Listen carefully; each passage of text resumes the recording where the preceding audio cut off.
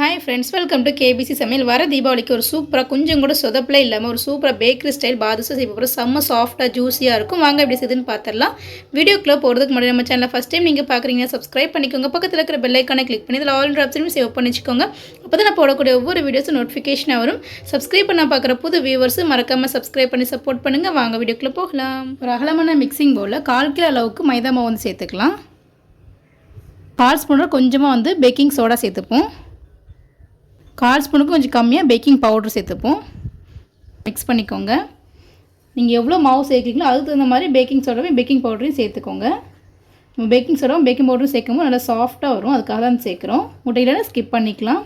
கெட்டியான தயிர் கூட சேர்த்துக்கலாம். நல்லா சாஃப்ட்டாக வந்து வரும். இந்த அளவுக்கு நல்லா மிக்ஸ் பண்ணியாச்சு. இது கூட ஒரு 4 ஸ்பூன் அளவுக்கு நெய் வந்து சேர்த்துக்கலாம். ஒரு 1/4 கப் அளவுக்கு வந்துருக்கும். அதையும் சேர்த்து நல்லா மிக்ஸ் பண்ணிவிடுவோம். நம்ம நெய் சேர்க்கும் போது நல்லா வாசமாக நல்லா சாஃப்டாக வந்திருக்கும்.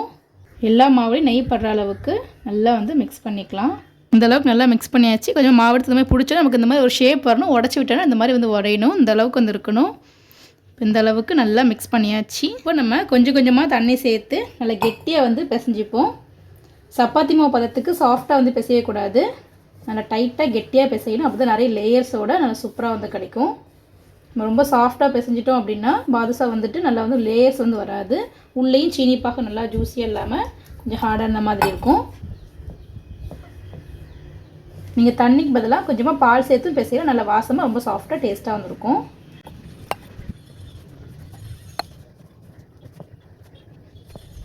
பாருங்கள், இந்தளவுக்கு நல்லா வந்து பிசைஞ்சாச்சு. இந்தளவுக்கு நல்லா திக்காக வந்து பிசையணும். இந்த மாதிரி நம்ம எடுத்து பார்த்தோம் அப்படின்னா உள்ளக்க நிறைய லேயர்ஸ் மாதிரி வரணும். பாருங்கள், பார்த்தாலே உங்களுக்கு தெரியும் எவ்வளோ லேயர்ஸ் வந்து வருதுன்னு பாருங்கள். இந்த அளவுக்கு வந்து இருக்கணும். அப்போ தான் வந்து நம்மளுக்கு உள்ள வரைக்கும் நல்ல லேயர்ஸோடு ரொம்ப சூப்பராக வந்து வரும். இதுக்கு மேலே எண்ணெய் எதுவுமே தடவலாம் வேண்டாம். அப்படியே இருந்தாலே போதும். இதில் வந்து ஒரு மூடியில் ஈரத்துணி எதாவது போட்டு மூடி வந்து வச்சுருவோம். ஒரு 1/4 மணி நேரத்துக்கு நல்லா ஊறி வந்து வரட்டும். மாவு ஊறுறதுக்குள்ளே சீனி பாகு ரெடி பண்ணிக்கலாம். வந்து 1 கப் அளவுக்கு சீனி வந்து எடுத்துருக்கிறேன். கரெக்டாக 150 கிராம் அளவுக்கு சீனி. 1 கப் சீனிக்கு 2 கப் தண்ணி வந்து சேர்த்துக்கலாம். ஸ்டவ்வை நல்லா ஹை ஃப்ளேமில் வச்சுக்கலாம். இப்போ இதுலேயே ஒரு 2 ஏலக்காய் தட்டி வச்சுருக்கு, அதையும் சேர்த்துப்போம். இப்போ சீனி நல்லா கரைஞ்சி நல்லா கொதித்து ஒரு சின்ன கம்மிப்பதம் மட்டும் வரட்டும். இப்போ சீனி நல்லா கரைஞ்சி நல்லா கொதி வந்துடுச்சு. இப்போ நல்லா கொதித்து ஒரு சின்ன கம்மிப்பதம் வந்து வரட்டும். அந்தளவுக்கு நல்லா கொதிக்க விட்டுடலாம். இது கொதிக்கிறதுக்குள்ளே மாவு வந்து ரெடி பண்ணிப்போம். மாவு நல்லா 1/4 மணி நேரம் நல்லா ஊறிடுச்சு. இப்போ மாவு வந்து மறுபடியும் 2வது வந்து பிசையக்கூடாது. இப்போ அதுலேருந்தே சின்ன சின்ன பால்ஸாக வந்து பிடிச்சிக்கலாம். ரொம்ப பெருசாகவும் இல்லாமல் ரொம்ப சின்னதாகவும் இல்லாமல் இந்த மாதிரி பிடிச்சிக்கோங்க. நம்ம 2வது பிசைஞ்சோன்னா அந்த லேயர்ஸ் வந்து ஒழுங்காக வராது. இந்த அளவுக்கு நல்லா பிசைஞ்சிட்டு லைட்டாக இப்படி அழுத்தி விட்டுக்கோங்க. இந்த மாதிரி நடுவில் வந்து ஒரு சின்ன ஹோல் வந்து போட்டுப்போம். இந்த மாதிரி இதே போல் எல்லாத்தையுமே வந்து பிடிச்சி வந்து எடுத்துப்போம். ரொம்பவும் மாவு வந்து கனமாக வச்சிட்டோம் அப்படின்னா உள்ளே வந்து வேகாது, மாவாகவே இருக்கும். சீனி பாகம் உள்ளே ஃபுல்லாக வந்து அப்சர்வ் ஆகாது. இந்த மாதிரி நல்லா தட்டி விட்டுட்டு நடுவில் இந்த மாதிரி ஒரு ஹோல்ஸ் படிச்சுப்போம். அப்போ தான் உள்ள வரைக்கும் ஃபுல்லாக நல்லா வேகும். இப்போ இதே அளவுக்கு எல்லாத்தையுமே நம்ம பிடிச்சி வந்து எடுத்துக்கலாம்.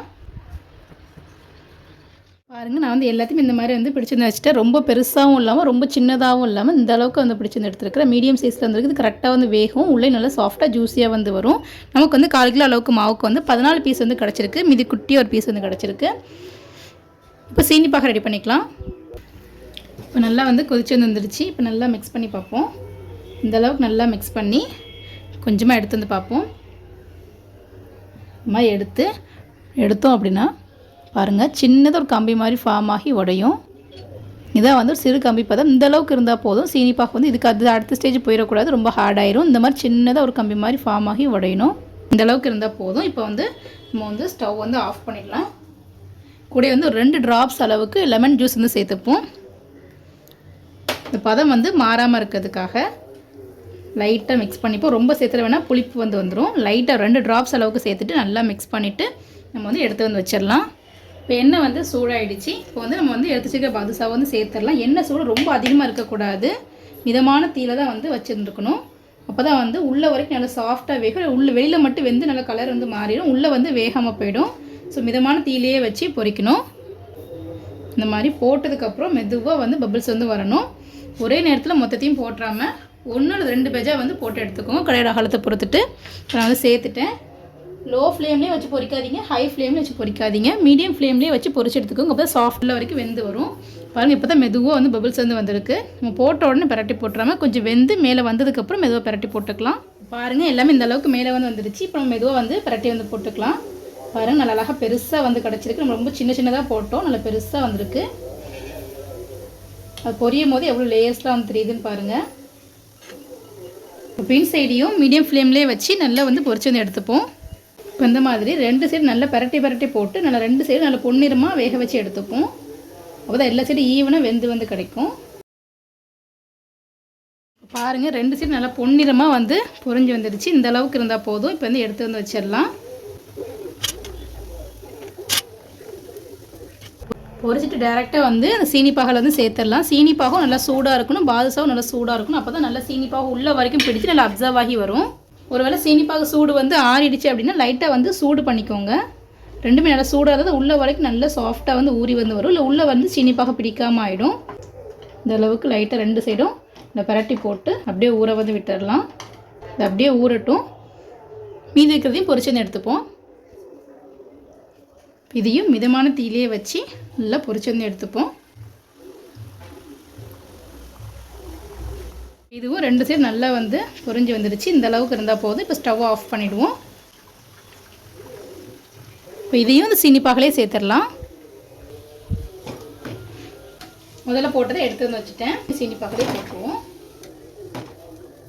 சீனிப்பாகில் வந்து போட்டாச்சு. இதுவும் நல்லா வந்து ஊறட்டும்.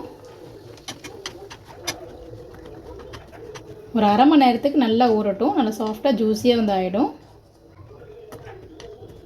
உங்களுக்கு நல்லாவே வந்து ஜூஸியாக நிறைய இந்த சீனிப்பாகோட வேணும்னா சீனிப்பாக காய்க்கும் போது எக்ஸ்ட்ரா சீனி தண்ணி சேர்த்துக்கோங்க. நமக்கு வந்து ஜீரா வந்து வேஸ்ட்டாக தான் ஆகுன்றனால நான் வந்து ரொம்ப சேர்க்கல. அது ஊறுறதுக்கு மட்டும் கொஞ்சமாக இருந்தால் போதுன்ற அளவுக்கு நான் கொஞ்சமாக வந்து சேர்த்துருக்குறேன். நீங்கள் நல்லா வந்து இனிப்பாக நல்லா ஜூஸி சாப்பிடுவீங்கன்னா எக்ஸ்ட்ரா சீனி சேர்த்துக்கோங்க. எனக்கு இதுவே வந்து போதும், கரெக்டாக இருக்கும். இதுவே நல்லா ஊறட்டும். ஒரு அரை மணி நேரம் நல்லா ஊறட்டும். இப்போ நம்மளுடைய சாஃப்டான ஜூஸியான பாதுஷா ரெடி ஆகிடுச்சு. நம்ம அரை மணி நேரம் நல்லா சோக் பண்ணிவிட்டு அவ்வளோ டேஸ்ட்டாக வந்துருக்கும். ரொம்ப சூப்பராக இருக்கும். ரொம்ப ஈஸியான ரெசிபி. கண்டிப்பாக நீங்கள் பாதுஷாலாம் சாப்பிட்னா கடையில் வாங்காமல் இந்த மாதிரி வீட்டிலே செஞ்சு பாருங்கள். ரொம்ப ஹெல்த்தியாக ரொம்ப டேஸ்ட்டாகவும் இருக்கும்.